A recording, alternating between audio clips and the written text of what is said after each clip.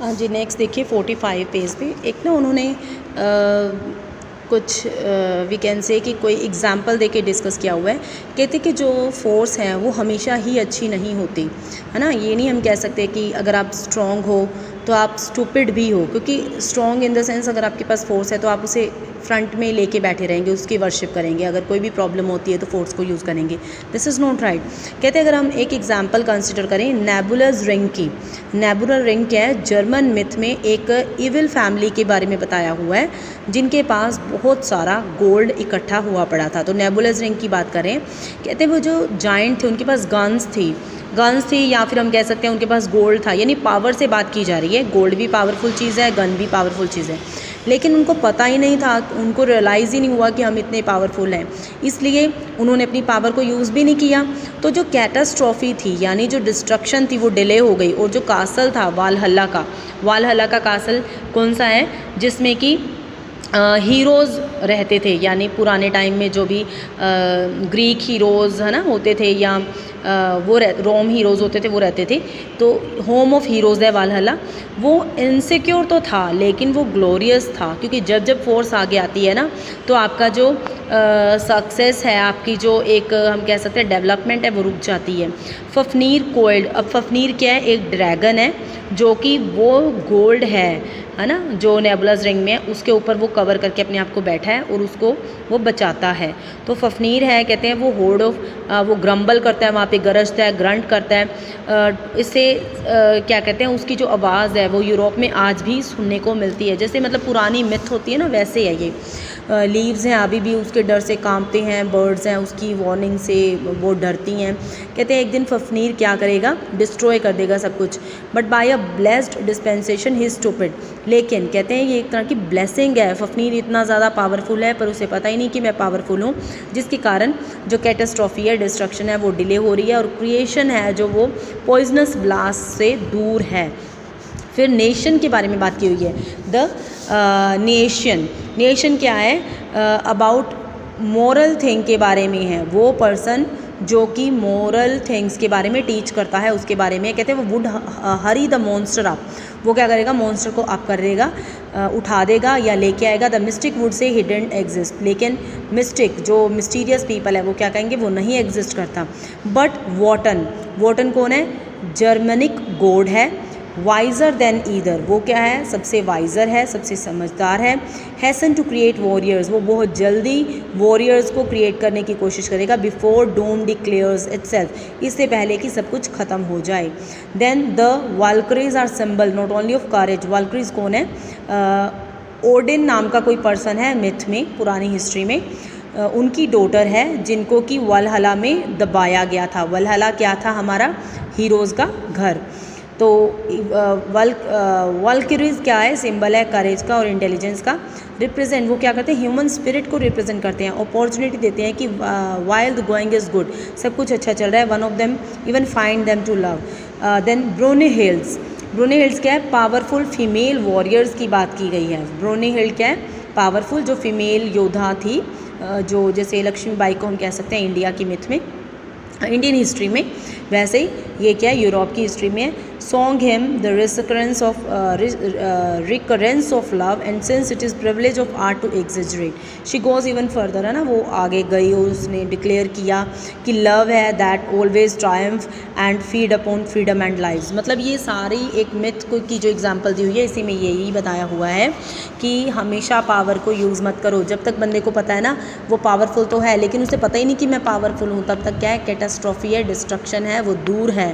तब तक तुम एक अच्छी सिचुएशन में, देखो गलत और अच्छे लोग तो हर जगह पे ही होते हैं, लेकिन अगर हर बार आप फोर्स यूज़ करोगे तो दैट इज़ रॉन्ग। उससे क्या, डिस्ट्रक्शन ज़्यादा होती है और कंस्ट्रक्शन कम होती है। कहता है मैं यही चीज़ 45 पेज का last paragraph, so that is what I feel, यही मैं फील करता हूँ फोर्स और वायलेंस के बारे में। ये दोनों चीज़ें इंपॉर्टेंट है अर्थ पे, लेकिन ये फ्रंट पे नहीं होनी चाहिए। कुछ लोग इसको क्या कहते हैं, एब्सेंसेस डिकेडेंस, है ना, आई कॉल देम, लेकिन कहते हैं कुछ लोग कहते हैं कि फोर्स नहीं है तो उसको एब्सेंस मतलब किसी चीज़ की कमी माना जाता है, लेकिन कहता है मैं तो इसे सिविलाइजेशन कहता हूँ, क्योंकि जब तक फोर्स आगे नहीं आती तब तक क्या है, ह्यूमन बींग्स एक दूसरे को इतना नुकसान नहीं पहुँचा पाते जितना कि जब फोर्स सामने आ जाती है तब पहुँचता है। I look the other way until fate strike me whether this is due to courage और cowardice, in my own case I can not be sure but I know that if man had not look the other way in the past, है ना, अगर इंसान past के हर पहलू को नहीं देखेंगे, nothing of any value would survive, कोई भी वैल्यू सर्वाइव नहीं करेगी, पीपल एक दूसरे को रिस्पेक्ट नहीं देंगे, if they were immortal and if society was eternal, अगर वो इमोर्टल हैं, अमर हैं और सोसाइटी भी हमेशा रहेगी, है ना, तो क्या हमें चाहिए, एक दूसरे की रिस्पेक्ट करनी पड़ेगी। Both assumptions are false, both of them must be accepted as true if we are going on eating and working and loving and kept on open a few breathing holes on the human spirit, है ना, जो human spirit है, humanity है, उसके ऊपर हमें breathe करना चाहिए, ना कि हर बंदे को वैल्यूलेस मानकर बस अपनी फोर्स, अपनी जो ताकत है उसको यूज़ करना चाहिए, है ना। कहते हैं कि कोई भी क्रिश्चियनिटी है, कोई भी इंस्टीट्यूट है, लीग ऑफ नेशन है, वो नहीं एक इंडिविजुअल को पीस उसके लिए लेके आएगी, वर्ल्ड के लिए पीस नहीं लेके आएगी वो, जब तक कि हार्ट है उनको नहीं चेंज किया जाएगा। हिस्ट्री में हमेशा ये कहा गया है कि जब भी क्रिएटिविटी करनी है तो under the shadow of sword होती है, लेकिन उसमें डिस्ट्रक्शन ज़्यादा हो जाती है, अगर क्रिएटिविटी होती है तो वो बहुत कम लेवल पे होती है। हमें क्या है, सेल्वेशन ऑफ ह्यूमैनिटी को आगे देखना चाहिए and will dismiss my conception of civilization as pastry मतलब confidence, a source of tip and run game, certainly it is presumptives to say that we cannot improve and that man who has only been in power a few thousand years will never learn to make use of his power। अगर लोग एक दूसरे को वैसे ही मारते रहेंगे जैसे वो पहले से मार रहे हैं तो क्या होगा, there are more people than formally with their means for destroying one another superior, जो कुछ लोग अपने आप को सुपीरियर समझेंगे, कुछ को वर्स समझेंगे, और जो सुपीरियर समझेंगे अपने आप को वो क्या करेंगे, दूसरों को मारते जाएंगे। इंपॉर्टेंट क्या है, बिलीफ इन फ्रेंडशिप, लॉयल्टी, ये चीज़ें आगे आएँ, जो वायलेंस है वो पीछे रहे, जो एक हम कह सकते हैं एक केओसनेस है उसको कंट्रोल किया जाए। I believe that creativeness remains to end will always assume direction, है ना, जो क्रिएटिवनेस है उसको हमेशा वो एक डायरेक्शन देती है हमें, इसलिए वायलेंस को स्लीप, जब वायलेंस होती है तब जो वी कैन से कि जो फ्रेंडशिप है, जो एक लव अफेक्शन है, ये क्या देती है, एक डायरेक्शन देती है। फिर आगे वो सोफोक्लिस की बात करता है, होरेस की बात करता है ना।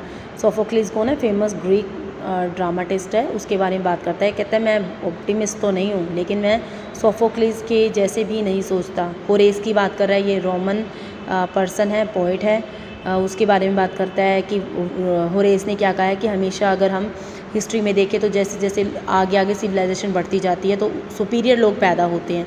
कहते हैं ये सारी चीज़ें मतलब एक एग्जांपल के तौर पे हमें बताई हुई हैं। असल में व्हाट आई बिलीव में वो ये कहता है कि मुझे नहीं समझ में आ रहा मुझे किस पे विश्वास करना चाहिए। द थिंग इज़ कि हमें फ्रेंडशिप पे, लव पे, इन चीज़ों पे विश्वास करना चाहिए क्योंकि यही बेस है जो कि एक कंस्ट्रक्टिव माइंड पे चलता है। अदरवाइज़ डिस्ट्रक्शन होती है क्योंकि ह्यूमन बींग्स आर अगर वो समझे, अगर हम देखें चाइना और इंडिया की भी लड़ाई होती है तो हम ह्यूमन बींग्स ना, क्या करना है, कुछ जगह है उसके पीछे लड़ते रहो क्योंकि एवरीबडी नोबडी इज़ इमॉर्टल, है ना, वी पीपल आर मॉर्टल। जब हम मरेंगे तो ये सब हमें छोड़ के ही जाना पड़ेगा।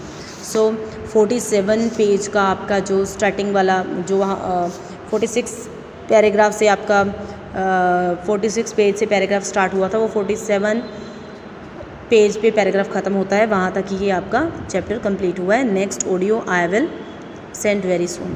Thank you.